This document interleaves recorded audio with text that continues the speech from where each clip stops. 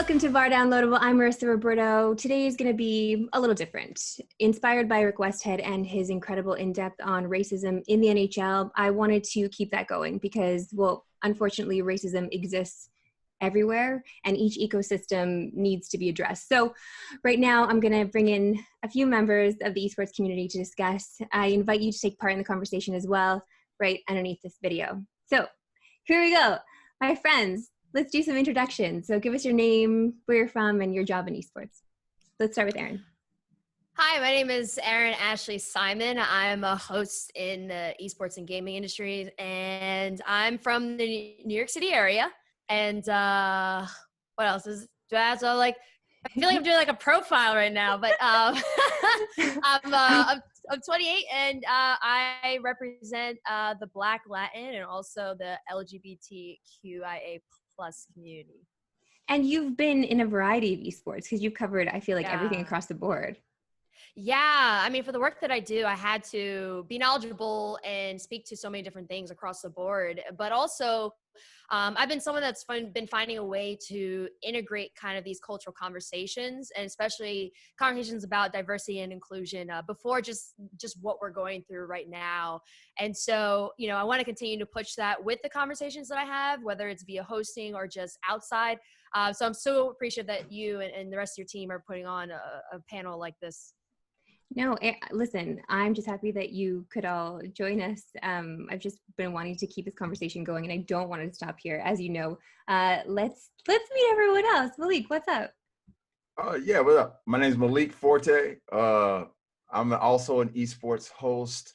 I would say actually more traditional gaming because I host different gaming events. I've done hosting for like PlayStation, Capcom, you name it. I've probably been there. I've been in the industry for about 10 plus years.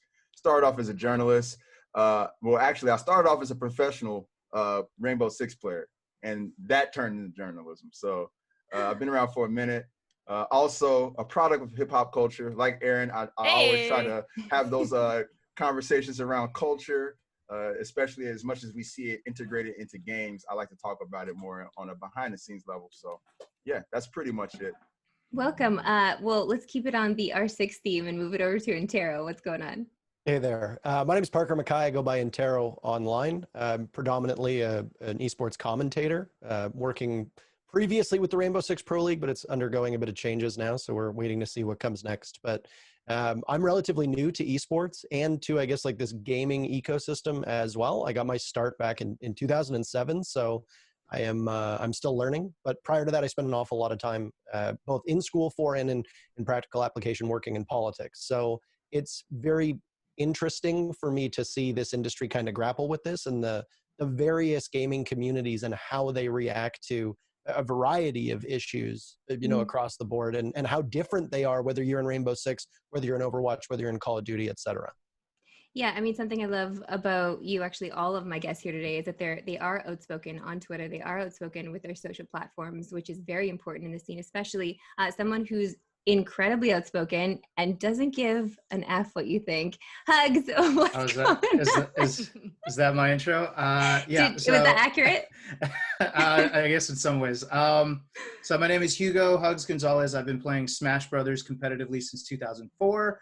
I've been on Team Dignitas since 2018, and from Los Angeles. Been in the scene for a long time. Seen a lot of happen. And my whole philosophy is that as an influencer, we should use our ability to influence for the greater good.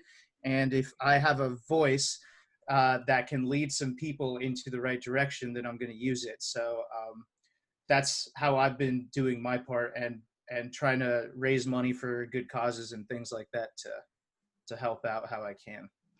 Oh yeah, your community is incredible for that, for sure. Just hats off to Smash in general. Okay, so it's going to be difficult to contextualize the many pockets of racism over all the platforms, the genres, the games that we play, but just in the gaming space in general. So I think we first need to acknowledge, hey, there's an actual problem here, and it's been here for a while. I want you guys to share now your experiences with your community. So when you first decided to speak up and say, hey, you know what, this, we need to do something, were you surprised by some of the responses you were getting, or were they exactly what you expected? So when I first started really speaking up about what I've noticed, whether it was behind the scenes or in front, I don't think it resonated as well. I think that obviously we always have conversations about diversity and inclusion. However, it ended up becoming like a buzzword essentially that I felt like certain companies and certain individuals were using. But and I won't take away from the fact that esports and gaming has gotten better in terms of diversity. The only issue, though, is that inclusionary point. And I feel like there has to be that inclusionary point, not only when it comes to the professional scene in terms of pro players and in terms of even like broadcasting and hosting, but also some of the decision-making seats when it comes to publishers, developers, and companies, and especially when it came to like hiring practices. And so this was something that just over time, because I've been able to look across the landscape of just esports in general. And of course, there are certain industries and certain areas of the industry that are better in terms of diversity and inclusion, like the fighting game community, but there are still problems within there versus like FPS. So I think overall, this notion that, we are diverse, and yes, we are diverse, but it's diverse in certain aspects and not in some of the most important ones, which is the financial and business side and the higher up executive side of things when it comes to esports and gaming. Malik, I feel like your tweets, sometimes I feel like you are subtweeting someone specifically. Sometimes I feel like you have a message that you're directing to one person or a couple of people. Are you doing that, or is this just a general overall, you know what, I am fed up with this? It's pretty general. A lot of people who I don't like to subtweet. Like, I like to voice my problems directly at people. So if I am tweeting something in general, there's a likelihood that I've addressed somebody personally on that matter beforehand. And yeah, I think for me, I like to be just direct with folks. I feel like all that candy coating and kind of stepping and beating around the bush, I've done that before. I've done the thing where I kind of toned down my message a little bit, just so I wouldn't ruffle too many feathers and get people to understand. That's mainly because there is an innate fear of being like the one person who's like speaking up. The first time I ever speak up about race issues and did it on a platform or on a stage that everybody was looking at, I got a lot of death threats. I got a lot of people who were saying that they didn't want to see me working again. A lot of people campaigning against me coming back and working at that job. And so, that kind of, it took its toll on me. It kind of got in my head a little bit for a little while. And I was like, okay, let me kind of make sure I walk on eggshells with folks. I definitely reached a point, especially over the last few years, where I just don't care. Like, I want to say whatever needs to be said. But it wasn't without me kind of going through that period of time where, I kind of did walk on eggshells. I kind of did have to candy coat the message a little bit. And that 100% affects the ability to do your job properly. Like, how do you, even if I have like nerves for something going on stage, or like thinking that somebody's thinking something they shouldn't be thinking, that affects my mentality, that affects the way I even ask questions, or that affects the way I even listen. So I can't even imagine the kind of things that you must have been going through on the huge stage that you were hosting on. Yeah, no, it was crazy. It actually got so crazy that the FBI got involved. I don't want to go into the full story of it because there definitely are a lot of details I probably can't talk about. But yeah, the fact that there are people out there who will work that hard to break you down, and even if these are empty threats and they're not even serious about doing things, they just don't want to see you succeed because of who you are. It's nuts, and it just kind of goes to show that there are still a lot of people who are complicit and down with that behavior within this scene, and there's a lot of rinsing and a lot of unlearning that needs to be done. Hugs, I feel like you get a lot of backlash for your tweets, but I feel like your community for the most part knows, like, this is my truth, I'm going to say it. You don't have a lot of room for rebuttal in some of them as well. How have the responses been to your tweets, especially speaking out towards the Black Lives Matter movement? Do you mean from like normal humans or like anime profile pics? Because there's a big difference there. Right. Yeah. No, I was going to get into the anime profile pics. Yeah, but go ahead. No. But I'll get some hate, but for the most part, it's often buried. And because I guess I've tried to build a community where I've always been myself and I've always been honest. So people know that whenever something comes out of my mouth, it's what I believe in. and they're already used to that, right? So when even if some people won't agree, they'll kind of just stay back. They won't like hunt me down too much. But there are those cases where they do get into the comments and they do, say some nasty things. But then at the same time, the FGC and just the Smash community also is just like, I consider it to be pretty progressive in some ways, not always, but some ways. So there will be people in the comments who will address those people. And so I don't have to spend a whole lot of my mental energy addressing every single on the internet, because that person will get talked to in some kind of way. And I could amplify those voices instead. You know what I mean? Because you also don't want to respond to everybody because it gives them a platform. And I don't want to do that for everybody. That's totally fair. Yeah, I agree.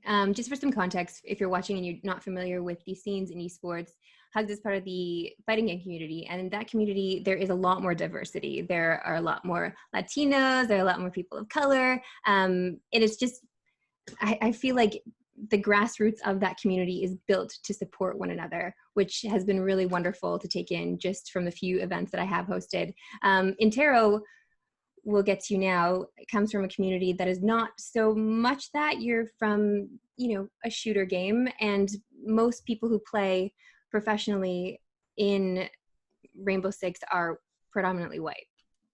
Yeah, I've noticed this with most. I would say most of like the military-esque FPS games tend to skew towards, younger white guys. I don't know if everybody else would say that they see the same thing. But yeah, I definitely notice it when I tweet about it. And it was funny because when I first stepped into esports, having spent, most of my adult life working in either as a volunteer or in an actual place of employment, studying it, et cetera, in politics, I didn't really feel comfortable at the beginning using my platform to talk about politics because, there's that whole stick to esports, stick to, what stay in your lane kind of deal. And then I realized that my lane to a certain extent was politics. That was where I learned and did most of my work. So slowly over time, I got more comfortable doing it.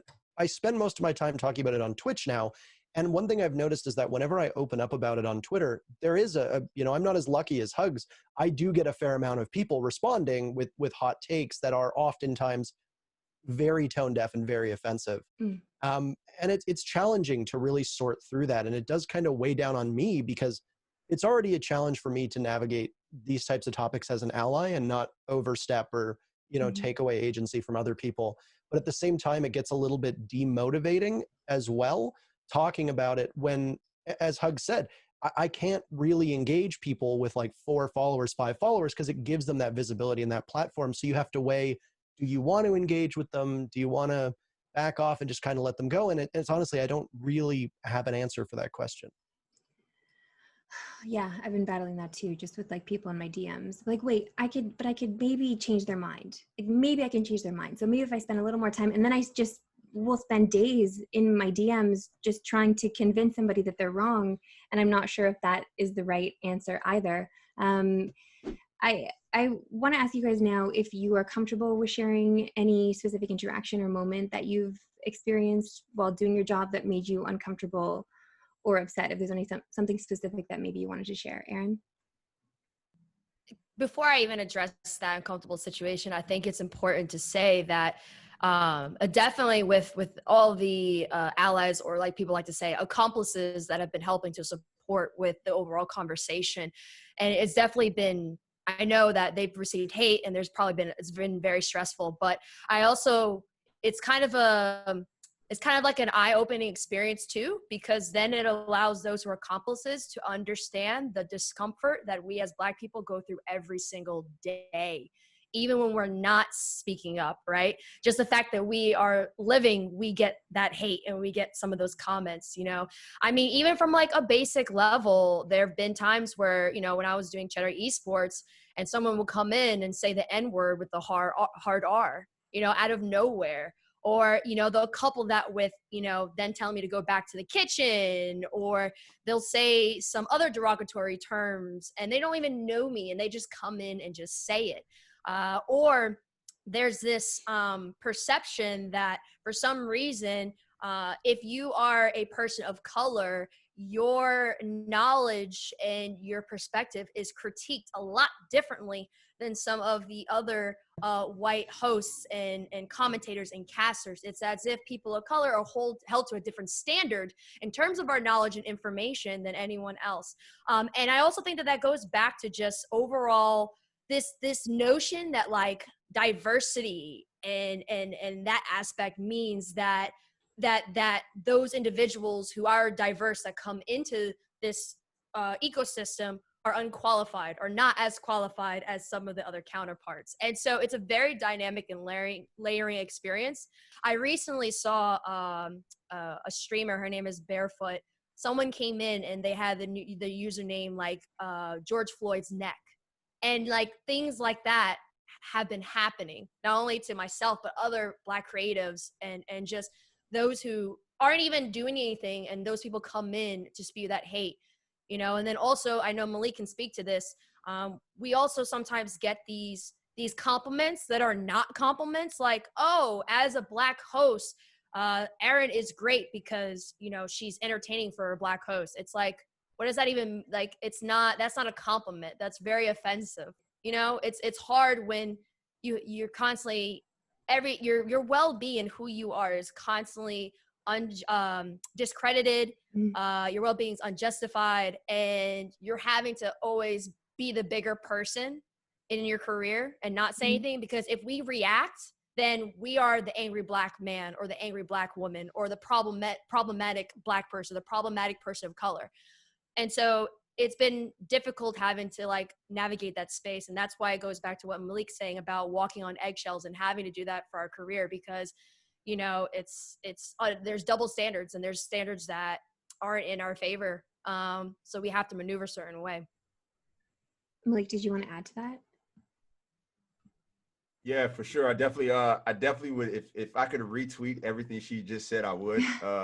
Because there's so much fact, so much knowledge in there, especially down to like the backhanded compliments. I remember when I was hosting the Overwatch League desk, there was quite a few times when I first started hosting the desk where I would go on Reddit and there'd be threads saying, Malik is actually a good desk host.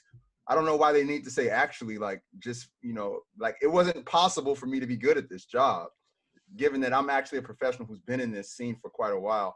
But if I could harken back to one specific moment in my career that stands out above most of them, because there's been a lot of them, but one that stands out probably the most was when I first started hosting Overwatch League the first year. Every time I came on the screen, everybody in the chat room would spam the Trihex emote, the tryhard emote. I'm sure we've all seen this across Twitch happening somewhere, but with Overwatch League being on for like 4 days a week, it was just like 4 days of nonstop Trihex in the chat. And so one day I decided, you know what? I'm going to get on broadcast and I'm going to say something about it. And so I got on broadcast and I spoke about it. I pretty much called them out. I didn't call them racist or anything. I just said, hey, I see you guys doing that. And that created just a whole bunch of other things. There are a whole bunch of people saying that I was sensitive, or that I get offended because of an emote. Nobody really understood the reasoning why I was calling it out. A lot of people were saying I'm not racist when I didn't even call anyone racist. They basically were just telling on themselves, basically admitting to their guilt, so to speak. And then that led to a player who was actually joining in on this, a player / streamer, who ended up getting kicked out of the league. And then his fan base got mad because he got kicked out of the league, and they all attacked me. And it was nothing but death threats in my DMs. And it was just such a bizarre thing, because it was like, I just said one little thing. I just said that I see you guys, and y'all are so angry. You are angry at the fact that I've acknowledged the fact that you guys are being insensitive. And that was actually kind of a turning point for me, because that's when I started really crank it up, saying I'm not going to candy coat anything anymore. I'm done with that. It eventually led to me leaving the Overwatch community, because even though things got a little bit better that year, they started banning that emote in the chat. There was still like a resentment toward me from the rest of the community for that. A lot of people said that I made everything about race. All the work that I did was looked at under a microscope. There were people who were actively working to get me unseated from my job. So it just got to the point, like, coming into this year, I was like, is it really worth me going back for another year of this BS? I don't think so. I just went a different direction. I'd much rather work with properties and communities that are a little bit more open to diversity and inclusion, and not have to deal with jugheads like that. But yeah, that would definitely probably be the one moment.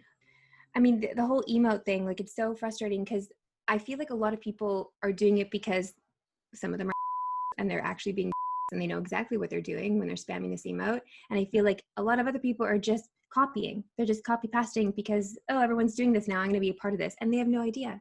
They have no clue. And then there's like, I feel like when you call them out on it, then all of a sudden there is this white fragility on like somebody's being called out for something that they were doing that actually was wrong, but like they need to defend their stance in some way. So, and then all of a sudden they turn that to hate and anger toward you. And then, I mean, completely drove you off this path that you were going down, which is extremely frustrating. Yeah. And what made it even more strange was the fact that there weren't that many people from the corporate level who kind of came to bat for me.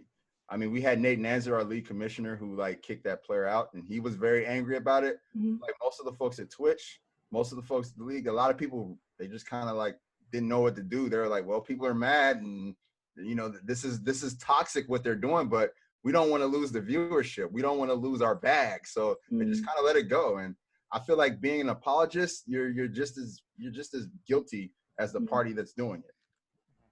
Yeah, I agree. More of us need to step up for sure.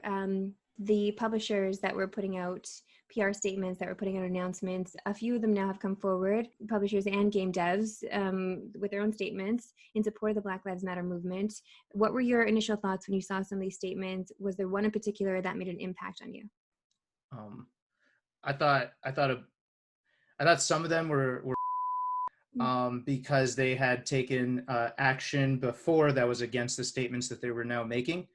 And especially when they were empty, right? So like if you have an entity that had done things that were wrong in the past, and then they come out with this statement, and then they offer no actionable change or anything other than a statement, then like Malik said, they're just securing their bag. They're just literally trying to save face and look good. So I a lot of those are BS. The ones that I think are genuine are the companies that have actually lived this life for a while, or they've done things that have shown this, or even those that had never had any bad history. Now they're coming out and they're doing something, like they're donating somewhere, or they're changing policies in some way. They're doing something, right? Not just a black background and some white text that says, hey, we think all everyone is special. Like I don't know, I think I feel you. Yeah. Every time I look at these statements, I try to not only look at it as overall company, but I also try to understand like what have these people been doing internally already that I'm aware of. And so some of them I'm like, okay, they're changing, right? The one I want to point out though was a recent one that kind of got me a little bit annoyed, was the statement by Epic Games. That statement really annoyed me because there wasn't any action. It wasn't a very concise and direct message. And then on top of that too, it's like you have a game like Fortnite that profits off of Black culture, and you didn't put any statements about putting money or doing anything. Like it's at a point now where it's like, put the money where your mouth is. Yes, money may not solve everything, but let me tell you, it can do a lot for the Black community. So put that money where your mouth is, especially when you're utilizing dances and choreographies that have been created or influenced by Black individuals. You're utilizing certain things within Black culture, like a Travis Scott, to get everyone onto your game. And I'm gonna say that because when people say, oh, hip hop's for everyone, but hip hop was made by Black communities in New York. Let's make that very clear. Hip hop was made by Black people in New York. And so with that, you profit off of the culture, the likeness that come from the Black community, but you're not saying anything about putting money back or doing any initiative. I have a problem with that. There's definitely been a lot of performative responses from companies and even people. And for me, I try to be open-minded because I do understand that people can change, right? My thing is I want to see 6 months from now what you're doing. Are you still having the same sentiment? Are you getting involved with HBCUs? Are we addressing the fact that esports has such a technological disparity that prevents certain demographics from getting into the scene because they can't afford a PC? Are we going to have a conversation about stop having this PC master race versus console crap? Like that is, people don't even understand that conversation has even a cultural and even it's an undertones to that, because console gamers are predominantly Black, Latin, people of color, and then PCs are typically you associate with a white demographic or Asian demographic, because most people, like kids from the hoods, they or even just certain areas, they can't afford PCs because PCs are expensive, right? So even that conversation has to stop, and it's like, stop looking at console gaming as beneath, right? There's so many different things that need to be addressed. And I'm going to stay open-minded. You know, there are people, like you guys were saying, that I was surprised that said anything. And I feel like, you know, this is an opportunity to see if, you know, if these people have changed. But some of these statements have been blanket statements, like also, like, why are you doing 8 minutes and 46 seconds of not tweeting as a way of solidarity? Like, are you serious? Like, it's made me a little bit upset. I can't lie.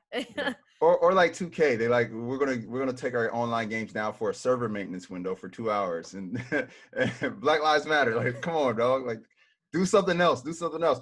I want to piggyback off what Erin said, because I you know, me and Erin, we kind of bonded over this. This is one of the first things I remember us talking about was Epic Games and the way they appropriate culture. I always believe that appropriation should come after reparations. There needs to be something given back to the community or given to the community before you start taking culture and extracting it.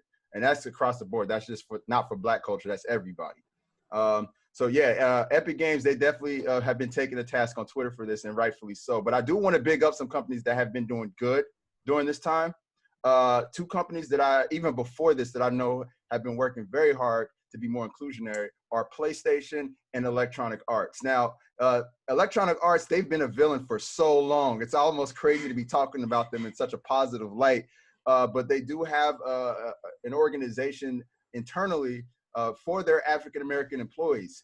And that organization got together with PlayStation's internal organization, which is called PAN, the PlayStation African-American Network. And together, they organized a Black Game Developers Conference at GDC last year. Seeing things like that come from these big companies, to me, is very enlightening. It makes me very hopeful, because they do care. So when they released their statements last week toward Black Lives Matter, of course, PlayStation, they had a big reveal of PlayStation 5. They moved it a week later. EA, you get on any of their games, they have Black Lives Matter like plastered everywhere. I was playing Apex, it's just like right there in the main screen. I'm like, wow. And it's sincere, because these guys have been actively working before. So I just want to take a time to shout those two companies out. They're big companies, they're AAA companies, so a lot of people will automatically think that they're doing this simply for the bag. But no, they're two companies that have been working for progression for a while. When PlayStation made the announcement they were going to push their announcements, the comments were all, well, we need distraction. We need distraction. We don't care about politics. We don't care about this stuff. We don't live in that world. But so obviously it was frustrating to me to read this stuff, but then you start realizing, like, this is how so many gamers think. Like, we are tapping into these games because we want distraction. I'm living in Skyrim. I'm living in Animal Crossing, or whatever the it is. We're living in these worlds to be distracted from world that we're trying to escape. So they don't want to partake in any of these conversations. So because of that, can we ask or expect this audience to truly reflect on their ignorance? I think it's kind of a privileged take to say that video games aren't political, right? Like, we see this a lot where people are like, I play, you know, Call of Duty to escape politics, without ignoring the, you know, the premise behind the game. Or even, you know, look at us with Rainbow Six. It's literally about counterterrorism. That's the whole purpose behind the game and the novels. And it's like, these are inherently political things, right? And I'm sympathetic to that argument, because I get that people want a distraction, but I think that there comes a time where it's just, it's too important to ignore social woes or socioeconomic issues, et cetera, and just kind of bury your head in the sand. And like I said, I think it just comes back to privilege. People don't look at these games and really challenge what the games are made of. They just play them and consume the content without thinking all that critically. Will people change their perspective? I hope, but I think it's a huge undertaking to try and, I guess, like, open people's eyes as to how video games and gaming and esports intertwine with the politics, you know, outside the screen. Yeah. What I typically say to people who always go, we want politics out of our games, I say, well, you know, stop being racist. If racism is not in our games, then maybe we cannot have these conversations. You know, maybe this would not be necessary. because I would love to escape sometimes from stuff. But when I log onto a game and I get called an N-word 5 times, not necessarily the best escape. You're kind of bringing me back to this cruel reality that we live in. And it's really as simple as that. Let's keep it a buck. A lot of people are afraid to look at themselves in the mirror and look at what they may be doing wrong or how they may be contributing. You know, and I think that it takes a lot more courage to look within yourself and be like, I'm contributing to this problem, or I can do better. It takes a lot than to just brush it, you know, under the rug. And so when people, that's why, like, you know, even online, we see the N word, but there have definitely been times where people never said anything. They just allowed it to happen. And it's like, they obviously don't want to have these conversations or hear these things because maybe there is that guilty conscience of, I allowed for this to happen when I played online. And so that's contributing to that. And then another thing too is when people say that, like, they don't want to talk about these social issues and things of race, but it's like, but yet you're okay with playing a Black character in a game who's represented like this, or you're okay with playing this game where you're an Asian samurai. Like, there's always going to be political things that are implemented because that's just the nature of business. And that's just the nature of even like you said, the historical context of some of these games. I think that a lot of times people just try to bring up any possible excuse to not look at the hardships of life and to also look at why, you know, how they may be contributing to the problem or not doing right by certain people. Yeah, I mean, with that distraction comes putting it out of your mind. Just put it out of your mind and living in the game and everything is fine and you're not contributing to the problem at all because you're not actively engaging in the problem. But I think more than anything, a lot of that has come to light now where, no, like, your silence is complicit. Saying nothing is the exact opposite of what you need to be doing at this point. And I feel like a lot of people are maybe opening their eyes to that now, just less so in the gaming space, because we need to discuss here the fear of speaking up. The percentage, when I'm comparing, I obviously cover a few different scenes. I'm in sports as well. So I've just been seeing people speak up in different areas or different ecosystems. The gaming space, less so. And obviously I'm a little frustrated by it, but does it just come down to being afraid to post something because maybe you feel like you're going to be bullied, you're going to be labeled as a social justice warrior, you might be losing out on a job, or maybe you'll lose it on a sponsorship? Like, what is the fear exactly? I think it could be a lot of different things. It could range from just not having the words to just not caring. There are people who are also afraid for their jobs based on like what their audience represents, which is a huge problem because if you're going to lose your audience because of something you say, then that means you have a terrible audience. But I think for every single person, it's different. And I try not to judge the silence of people that I know are good and you give them time. Eventually they're going to say something, right? Because you can't ignore it with what's going on in this world. What I am worried about are the people who don't have that kind of confidence in, who are just continuously silent, or they speak up in the wrong way, where there was a recent incident where the person stated that that others who speak up are doing it for brownie points online, which kind of just tries to minimize the impact of those who are actually having the nerve to speak up and say something. I cannot think of an excuse to not say something when you're an influencer, something positive, something helpful. And some people might need more time, but it has to come out eventually. I was quite disappointed actually with how few people in our scene in Rainbow Six actually stepped out and said anything. Like, I think there was maybe half a dozen or so. And, you know, I don't want to speak for why a lot of them didn't say anything. You know, I think that the right thing to do is to be vocal about your support. But at the same time, it was actually very shocking to me how many didn't even throw out just like a very vague statement. You know, it doesn't cost you anything to, you know, to stand up for people and to speak out for people, especially when you know that it's the right thing to do. And I would suspect that a lot of it is that they don't know how to navigate it. And when you couple it with the fact that the game's fan base does tend to skew towards a certain demographic that might not be receptive of that message. I mean, I understand why they don't have the courage to do that, but I still think that it's largely indefensible for them to stay quiet.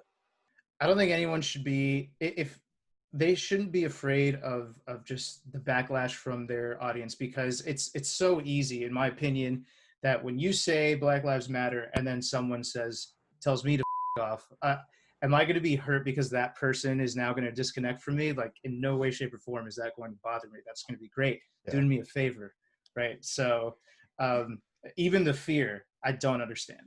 And if people are going to bully you, there's going to be so many more people, or at least there should be, that are going to back you up. So what does it matter? Yeah, I kind of want to add to that. You know, for me, it's at a point now where if I work with you or if I know you and you're being silent, that's a problem for me. Because that is you being complicit and being silent means that, especially with something, you know, where it's very clear that a Black man's life, like, he was killed, he was murdered, and you don't say anything. And not even, and I understand there's some people who can't, like, I know some people who work for the military and legally they can't say anything, but they reached out. They at least DM'd me. But if you don't DM, if you don't check up, like, if you do absolutely nothing, that shows how much you value even me as a Black person, right? And it's been like one of those the situations now where we're paying, and I, you know, I'm not going to speak for everyone, but at least for myself, I'm paying attention to who's saying stuff and who's not saying things, especially with my career, with how, you know, with Cheddar, like, we work to diversify the voices and tell some of the unheard voices, show different perspectives, really support the community, really support people.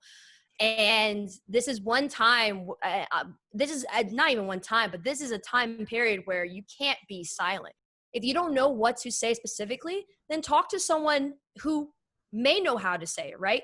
Talk to a fellow friend. Like, if you're someone who's white and you don't know how to say it and you have another friend that did, go talk to them. Be like, how did you go about it? Talk to someone you know who's Black. There's just no excuse anymore. There's no excuse for silence. There's no excuse for just not doing anything to help with the situation. And at this point, if you don't do anything, you're part of the problem. And for those who are putting out these solidarity posts and things, great.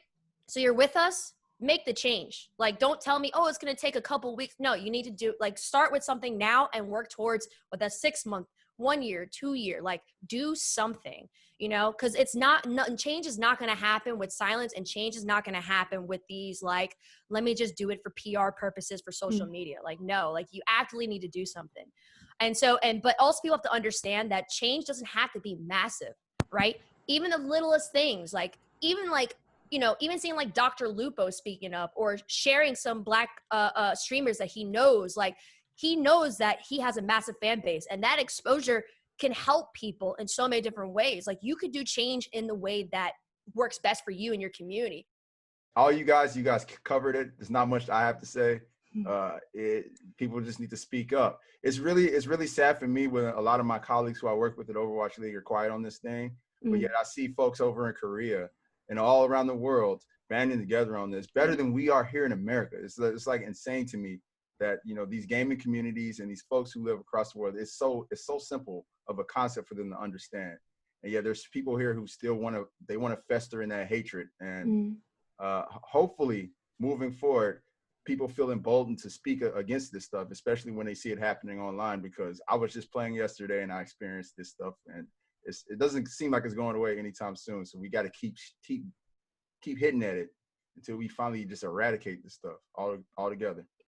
Some people maybe think that they don't have a big enough audience, that they can't make an impact with whoever it is that's listening to them. Can we please tell them now that that's wrong? 100% wrong. Every voice matters. Every voice matters, and what you say will resonate with someone out there. So, and again, going back to what the original point that was being made here, you being silent, that's the most hurtful thing that you can do, is be silent. You know, that's pretty much putting in the line in the sand and standing on one side when you decide not to say anything. Especially when your job title is influencer. Like it's literally in your title. Mhm. You have one job, it's to influence. So you have the ability to tell people to stop being pieces of shit, and they'll likely listen because it's what you do. So do it. Do your job. You get paid to talk and now you're quiet? Yeah. Oh, people wouldn't listen to me. That's your job. Like they do it all the time, and you know it. Such a fair point.